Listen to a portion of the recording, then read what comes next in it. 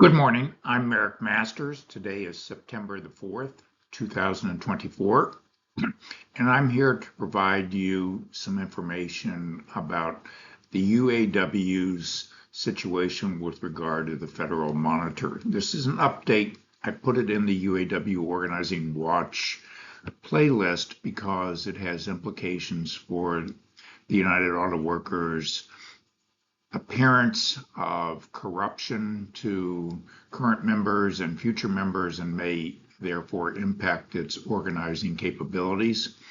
I want to say I make no judgments in this. I'm just raising issues and to provide highlights of some recent developments that I think are important for the rank and file and others to know.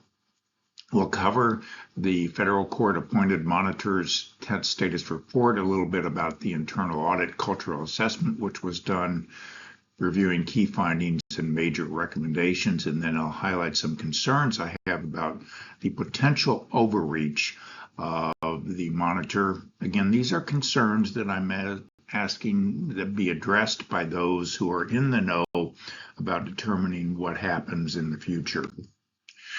The 10th status report was issued on July the 12th, following the 9th status report, which was issued on June the 10th, and the monitor's motion to enforce compliance with the investigation of the United Auto Workers, which was provided on July 8th. The 10th status report had some positive findings. It established an architecture of compliance through numerous financial reforms, changes in governance, and establishment of ethical standards. It found that the union had instituted a compliance department and internal audit function and created a cultural and ethics committee. It cited several areas for improvement, including eliminating the climate of fear and retaliation, operating in a sufficiently transparent manner, communicating fully with the monitor on important organizational changes affecting compliance, implementing specific recommendations embraced within the monitor to improve administration, to create a more ethical culture, and complying with the monitor's specific requests for information. These are areas, again, for improvement that the monitor cited in the 10th status report. There was, as I mentioned, an internal audit assessment, which was conducted from August 2023 through early 2024 by an outside firm that examined through survey and interview methodology the assessment of the UAW's culture, and various findings were reported in this, which identified areas of positive progress and also room for improvement. The internal audit's positive findings revealed that 92% of the survey participants reported finding a sense of positive fulfillment of their work in the UAW. 75% of survey participants felt the UAW provided them with the right knowledge and resources to assess compliance and risk. And 85% of the participants say that their direct manager or supervisor role models ethical behaviors. These are very important and significant findings in a positive direction. The internal audit's findings for area improvement focus on what employees said needed to be an end to the toxic idea that fear is a motivator, to correct the retaliation and remove the culture of fear of retribution at the union. The recommendations of the monitor in order to make improvements in the culture included to develop and recommend plans to implement the recommendations of the internal audit's cultural assessment within 60 days, to build and reinforce the recommendation for the UAW to address concerns about fear of retaliation and build a culture of trust, to notify the monitor at least 7 days prior to presenting to the International Executive Board or implementing new policies and practices on matters relevant to the monitor scope, on down the line, etc., in the same vein, to make improvements of compliance with progress towards implementing recommendations made to create a more transparent, less retaliatory, and less toxic environment. There are several statements in the report which I raise as concerns just to indicate that I think there may be an overreach here, and I just want to raise these as issues which I think should be discussable going forward between the monitor and the union as to the boundaries of the scope of the monitor's influence and decision-making power.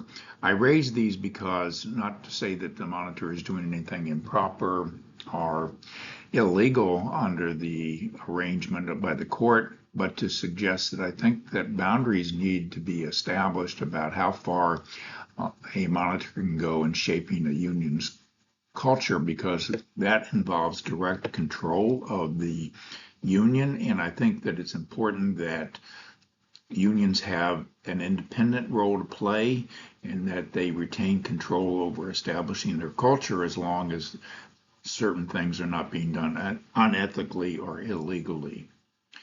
And one concern that I had was that it was mentioned that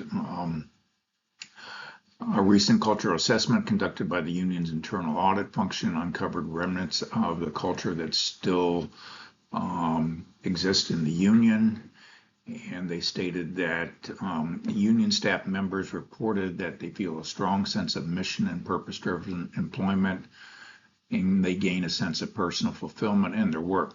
That sounds good, but I raise the concern, what is the role in the monitor in matters relating to the UAW's employees' views regarding the purpose and mission of the union? That really is something I think between the union and the members. Second, the monitor revealed that the union has also struggled with the adoption of procedures to safeguard against the hiring of unqualified personnel. I raised the concern of what is the role of the monitor in determining hiring and promotion systems within the union and weighing in the qualifications of prospective employees. The monitor also said that employees expressed concerns about division we have experienced from the most recent election. The concern I have here is that the monitor's democratic reforms resulted in a competitive election in the UAW contest for its international executive officers, including the president. And I think that that's a healthy development. And one of the things you want to see as a result of these democratic reforms is perhaps a divided sense of views surfacing during these elections rather than a monolithic one-party rule which prevailed in the UAW for such a long time. In addition, the report says that the internal audit recommended the EIB take formal steps to address division and silos within the organization, including between the President's office and the Secretary of Treasury's office. I think that there is some purpose behind the Constitution and other provisions associated with the operation of the Secretary of Treasury in relation to the President, which provide for separation and a oversight function. And therefore, I think caution needs to be exercised in determining the extent to which you want this to be a seamless relationship. I hope this has been useful to you in considering things going forward as members and leaders of the UAW and other interested observers in determining what the appropriate role is between the monitor and the union and providing information on the progress that the union has made. This is a difficult road. The investigations the monitor that conducts are important, and the union may have legitimate concerns about the scope of the inquiry, the amount of documents that are requested for review, and these things need to be worked out between the monitor and the union. I'm a professor of business, a commentator, columnist, and podcaster, focusing on business, politics, labor, and the workplace. I've served on several business school faculties with a focus on labor and management relations and related issues, held numerous administrative positions. I'm working on a new book on the UAW, and I've had extensive media and consulting experience. and I'm also a former candidate for the U.S. Congress in the old 18th Congressional District of Pennsylvania in 1992. That's just a little bit about myself.